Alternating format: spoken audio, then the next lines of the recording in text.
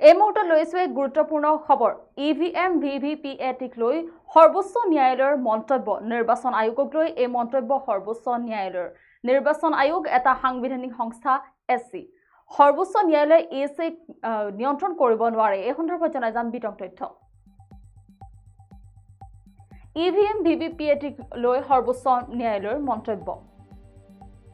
নিৰ্বাচন আয়োগক লৈ এই মন্তব্য সৰ্বোচ্চ ন্যায়ালয়ৰ নিৰ্বাচন আয়োগ এটা সাংবিধানিক সংস্থা এসসি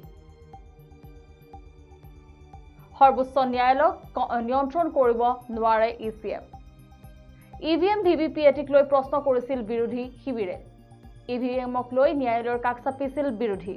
আৰু আমি জনাই গৈছো যেটো ইভিএম ভিভিপিএটিক লৈ এতিয়া বৰ্তমান সৰ্বোচ্চ ন্যায়ালয়ে কৰিছে মন্তব্য নিৰ্বাচন আয়োগক লৈ এই মন্তব্য কৰিছে সৰ্বোচ্চ ন্যায়ালয়ে আৰু ইভিএমৰ ভোটৰ হৈতে ভিভিপিএটিক স্লিপ মিলাই চাবলৈ উচ্চতম ন্যায়ালয় দাখিল কৰিছিল এক আবেদন দাখিল কৰিছিল উচ্চতম ন্যায়ালয়ৰ ন্যায়াধীশ সঞ্জীৱ খান্না আৰু দীপাংকৰ দত্তৰ দুজনীয়া বিচাৰপীঠে আসলতে এক আবেদন দাখিল কৰিছিল আৰু আয়োগে উচ্চতম ন্যায়ালয়ৰ দুজনীয়া বিচাৰপীঠৰ সন্মুখত বুধবাৰে দিনৰ 2 বজাত এই সন্দৰ্ভত আসলতে বক্তব্য প্ৰদান কৰিছিল আৰু ইভিএম আৰু ভিভিপিএটি স্লিপ মিলাই চোৱাৰ দাবী দীৰ্ঘদিনীয়া আছিল আৰু এই দাবীৰে উচ্চতম ন্যায়ালয়ৰ গোচৰ দাখিল কৰিছিল বিশিষ্ট আইনজ্ঞ অৰুণ কুমাৰ আগৰৱালে আৰু বৰ্তমান চলিত নিয়ম অনুসৰি ভোট গণনাৰ সময়ত এটা বিধানসভা সমষ্টিৰ যিকোনো 5টা ভোট কেন্দ্ৰৰ নিৰ্বাচিত ইভিএমৰ ভোট ভিভিপিএটিৰ হৈতে মিলাই চোৱা হয় আৰু আবেদনকাৰীৰ মতে আসলতে ভিভিপিএটিৰ তথ্য আৰু ইভিএমত দিয়া ভোটৰ মাজত বিসংগতিৰ অভিযোগ আছে আৰু গতিকে সকলো ভিভিপিএট স্লিপ গণনা কৰিব লাগে বুলি আসলতে আবেদন দাখিল কৰিছিল আৰু আমি জনাই গৈছো যেটো ইভিএম ভিভিপিএটিক লৈ সৰ্বোচ্চ ন্যায়ালয়ে এক মন্তব্য কৰিছে আৰু নিৰ্বাচন আয়োগক লৈ মন্তব্য কৰিছে আসলতে সৰ্বোচ্চ ন্যায়ালয় আৰু ইভিএম ভিভিপিএটিক লৈ প্ৰশ্ন কৰিছিল আসলতে বিৰোধী শিবিৰে আৰু এতিয়া বৰ্তমান ইভিএমক লৈ ন্যায়ালয়ৰ কাষ চাপিছিল যেটো বিৰোধী ন্যায়ালয়ৰ কাষ চাপিছিল ইভিএমক লৈ আৰু এই সন্দৰ্ভত আসলতে সৰ্বোচ্চ ন্যায়ালয়ে এতিয়া মন্তব্য প্ৰদান কৰিছে ভাৰতৰ নিৰ্বাচন আয়োগে বুধবাৰে উচ্চতম ন্যায়ালয়ত মন্তব্য কৰে যে ইলেক্ট্ৰনিক ভোটিং মেচিনৰ 3টা unit belt unit control unit আৰু ভিভিপিএটিৰ নিজাকৈ voter verifiable paper audit trailer আসলতে যি মাইক্ৰো কন্ট্ৰোলাৰ আছে যিবিলাক ভোট গ্ৰহণ শেষ হোৱাৰ পাছত আসলতে সিল কৰা হ'ব আৰু এই সন্দৰ্ভত আসলতে যেহেতু সৰ্বোচ্চ ন্যায়ালয়ে মন্তব্য কৰিছে যেহেতু ইভিএম ভিভিপিএটিক লৈ আসলতে প্ৰশ্ন কৰিছিল বিৰোধী শিবিৰে আৰু এই ক্ষেত্ৰত আসলতে ন্যায়ালয়ৰ কাষ চাপিছিল বিৰোধীয়ে কিন্তু এতিয়া বৰ্তমান ইভিএম ভিভিপিএটিক লৈ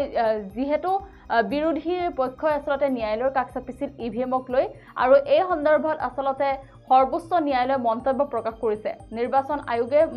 মন্তব্য প্ৰকাশ কৰিছে সৰ্বোচ্চ ন্যায়ালয়ৰ হৈ মন্তব্য প্ৰকাশ কৰিছে আৰু যেহেতু ইভিএমৰ ভোটৰ হৈতে ভিভিপিএটি স্লিপ মিলাই চাবলৈ উচ্চতম ন্যায়ালয়ৰ ওচৰত দাখিল কৰিছিল এক আবেদন দাখিল কৰিছিল আৰু যেহেতু জনাইছো উচ্চতম ন্যায়ালয়ৰ ন্যায়াধীশ দুগৰাকী ন্যায়াধীশ